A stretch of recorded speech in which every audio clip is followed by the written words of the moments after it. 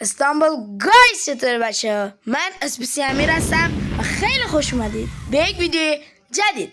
بچه این بار اومدیم با ساخت آموزش گیلد. پس قبلی که بریم سراغ ویدیو، لایک و کامنت و سابسکرایب یادتون نره. و بچه ها مرسی که حمایت میکنید و بچه ها با این سابسکرایب کردن خیلی به من انرژی میدید. پس به اون معطلی بزنیم سراغ ویدیو.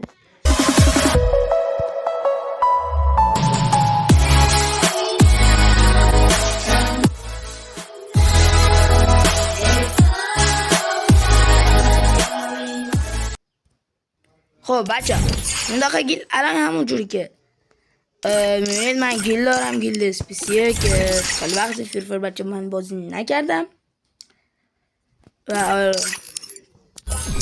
از گیلد خودم در میام.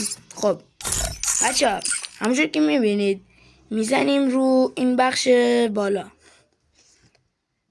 کریت گیلد. وقتی که میزنیم روش اینجا میگه که اینجا میگه میخواید کسی که بیاد داخل گیلدتون همینجوری مثلا درخواست بده شما قبول کنید بیاد یا نه همینجوری سرشو بندازه بتونه بیاد. خب حالا این لول که میتونیم بذاریم لول چند مثلا بیاد داخل گیلد، مثلا لول 50 به بالا میتونه بیاد داخل گیلد، لول پایین 50 باشه مثلا نمیتونه بیاد گیلد. حالا بعدی بیار رنکته، اینجا کاپاس آخری شیروه، دومش هم دایمنده. مثلا اگر کاپ یه دونش خب وقتی که مثلا پایین دایموند باشه نمیتونه بیاد داخل گیلد، اگر بالای دایموند یک باشه میتونه بیاد داخل گیلد. البته هر کاپی که دوست دارید میتونید دیفالتش بذارید، یعنی میتونید هر کاپی باشه بتونه بیاد داخل گیلد. بعدی کلش اسکواد مثل همون بیار رنکت، دایمن یک، هیرو، پلاتینوم، گولد، سیلور و دیفالت هم میتونه باشه. حالا این قسمت که میبینید این قسمت به درد چیه؟ وقتی که میزنیم روش میگه این کامپتیون بهتره، میگه اکتیویتی یعنی چه چیزی داشته باشه، یعنی گیلدتون میخوای در کی آنلاینن، یعنی داخل یه هفته 1 تا 3 روز آنلاینن یعنی داره گلوری پر میکنن، یا دیفالت هر موقع که دوست داشتن، یا 4 یا 5 روز در هفته داره گلوری پر میکنن. حالا قسمت دومش بتل رویال و اینا هم خب دیگه سعی میگه کدومش رو بیشتر بازی میکنن، کدوم بیشتر بازی کنن تا گلوری بیشتر بده. یا آنلاین و آفلاین و اینا چیز خاصی نیست.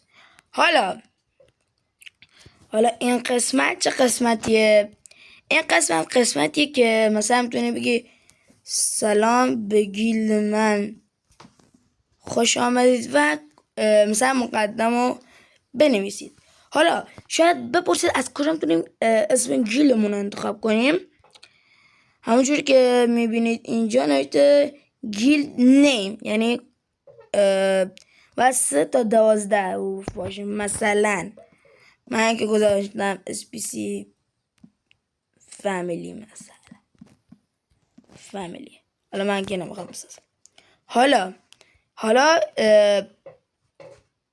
این قسمت set goal یعنی مکان چیزتو میخواد، ریجنتو میخواد، ریجن گیلدتو مثلا کجا باشه. من خودم بیشتر روی عراقم، اینا عراق. حالا کانفرم میزنیم. حالا ما که مثلا این چیزا رو کل مراحل رو رفتیم، حالا میگه چی؟ 100 تا الماس بده، الماس جم. حالا الماس what the fuck 100 تا جم یا 5000 تا.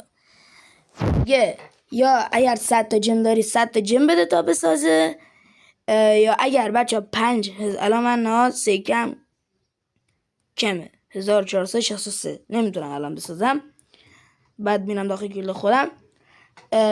اگر 5000 تا سکه داشته باشید میزنید روش و یه کانفیرم میاد و میزنید رو کانفیرم و گیلد ساخته میشه.